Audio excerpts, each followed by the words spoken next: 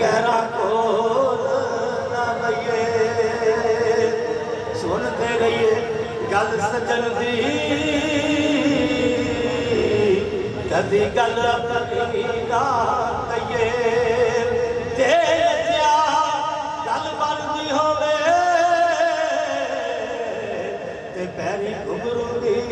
पा लइए यार दा दर ना छड्डिए न्याजी ते सदा आउंदे जांदे रहिए कई बारी मर मर के डिठा ते कई 100 बार बचे तूफानों कोई ना समझया दुखड़े दिल दे ते ना पूछया किसे ज़बानों ओ तो याद करेगी दुनिया जदों टुर गए जहानों आज़म फिर वापस आना ते जेड़ा निकलिया तीर कमानों जदों रंगपुर दे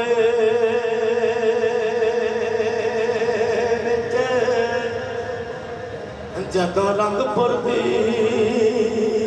जू जा बड़िया ते भेड़ा चारिया याद बार ते जी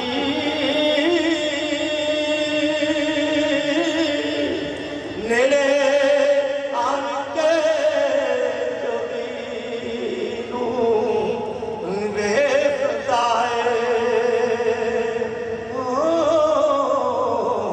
ते जिवें नैन वेखन नैन यार जी ते जट चोर ते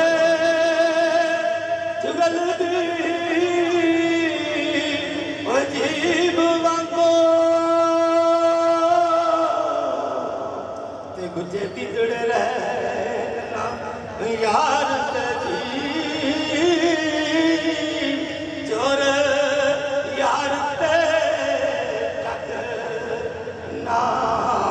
रहन तुझे ते कितों छुपने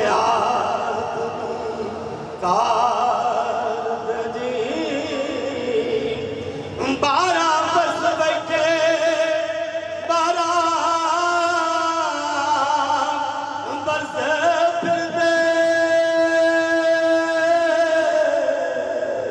ते मिलन वाले आते गुलाम तार जी वारिस शाह चारे जग पौंदे हमें कुदरता को दीद मार दी वारिस शाह चारे जग पौंदे हमें कुदरतां दे दीद मार जी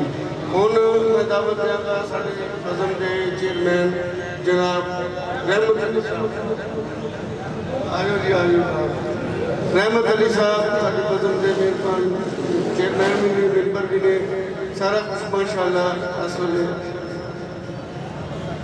साढ़े बज़म की रूहे रवान है दोस्तों ईद गायकी का प्रोग्राम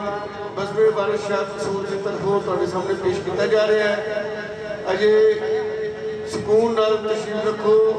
सारे हीर गायक साढ़े कोल मौजूद ने अपनी अपनी वारी नाल सारे तुहाडे सामने पेश किए जाएंगे दोस्तों बड़े शौक ते शौक नाल सुनो तशरीफ रखो और महसूस हो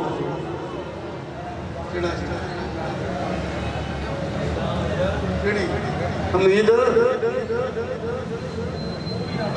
उम्मीद रब करे यार